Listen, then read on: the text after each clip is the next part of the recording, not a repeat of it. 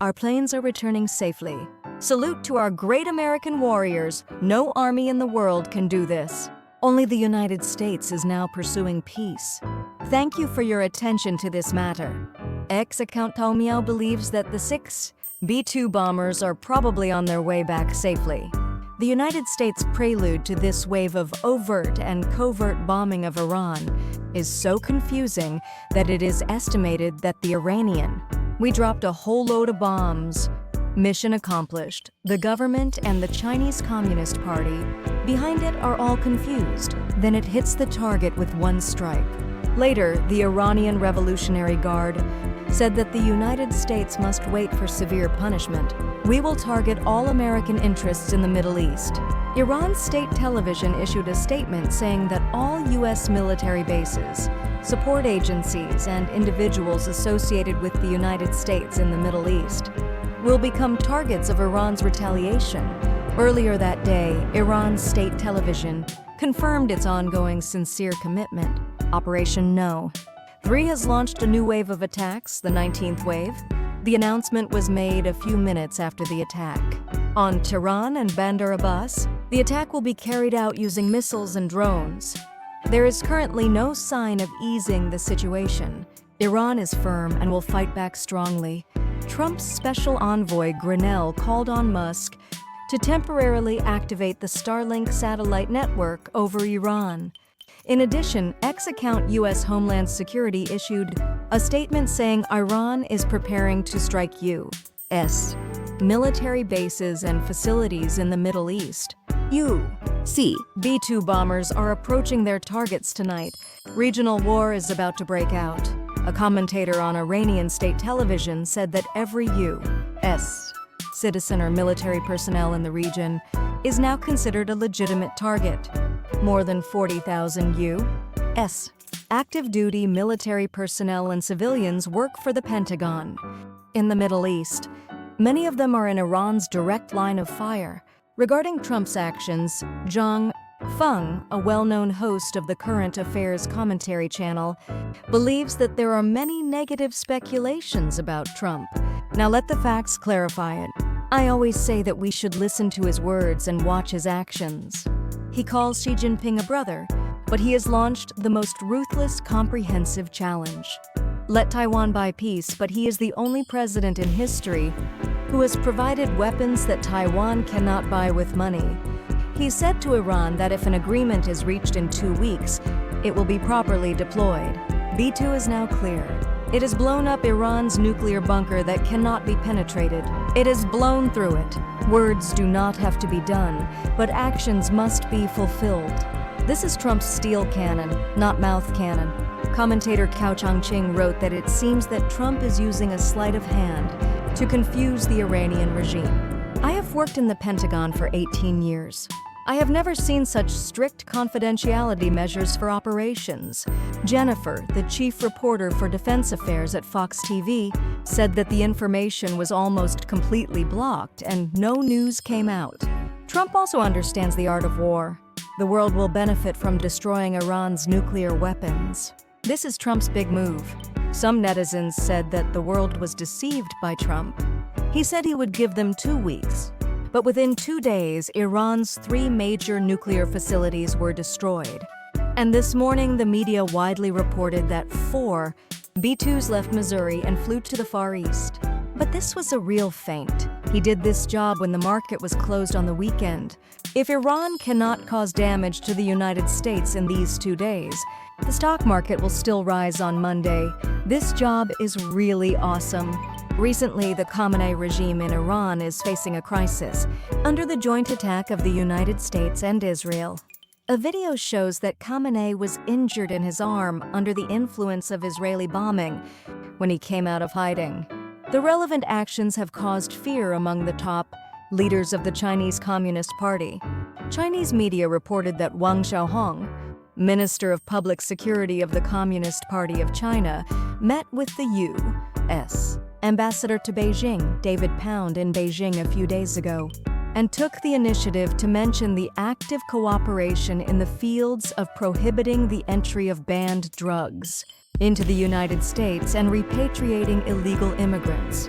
Some analysts pointed out that if the topic of national security is mentioned, then the person Wang Xiaohong should deal with should be Mayorkas, Secretary of the U.S. Department of Homeland Security.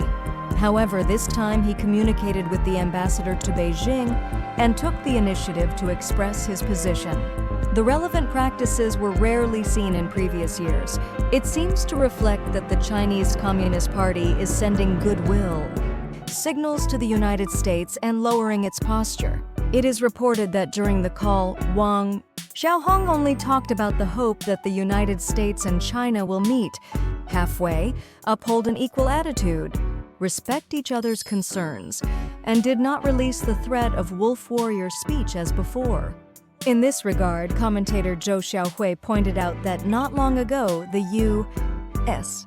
FBI Director Patel directly pointed out that the CCP said in an interview on June 6th that banned drugs were intentionally released by the CCP as a long-term strategy to eliminate generations of young men and women who may grow up to serve the U.S. military and become police officers and teachers. The relevant accusations have caused the CCP to be wary. As a senior official in the U.S. intelligence community, Patel would not just say his words casually, indicating that the United States has sufficient evidence to prove that China is the source of most precursor chemicals for banned drugs. At the same time, the purpose is to destroy Americans. At present, when the United States has not arranged a reciprocal meeting, the CCP sent Wang Xiaohong to meet with the U.S. ambassador to China to express his willingness to cooperate with the United States in law enforcement.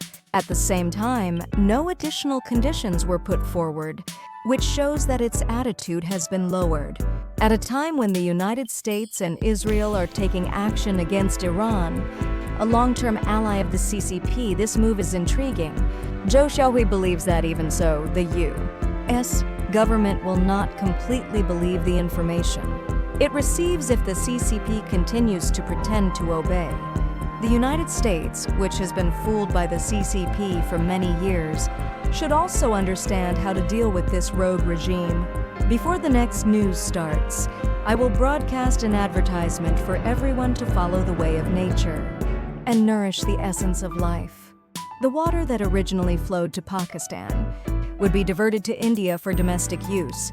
Previously, the 1960 agreement stipulated that the Indus River system could supply 80% of Pakistan's agricultural land and obtain water through 3 rivers originating in India.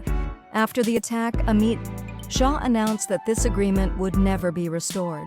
We will build a canal to divert water that originally flowed to Pakistan to Rajasthan.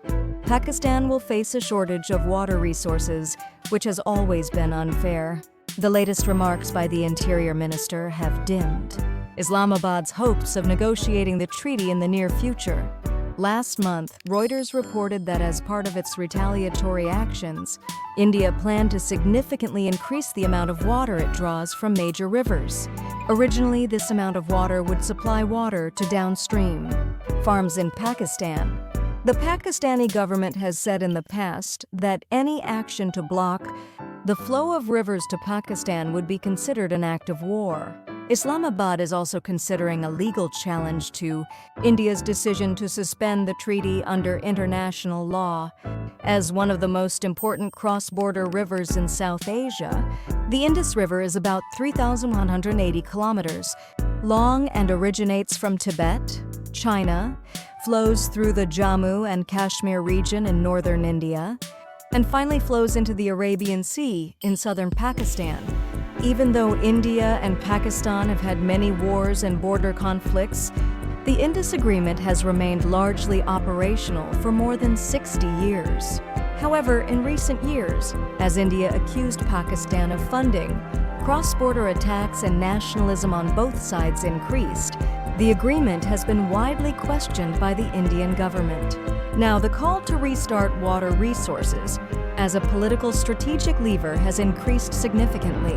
This issue of Global Vision will say goodbye to you here. Next is the hotspot tracking at 3 a.m. Eastern Time. Please continue to watch today's news topics. We look forward to receiving your views. Don't forget to help us, like, subscribe, and forward. Thank you very much for your support and watching.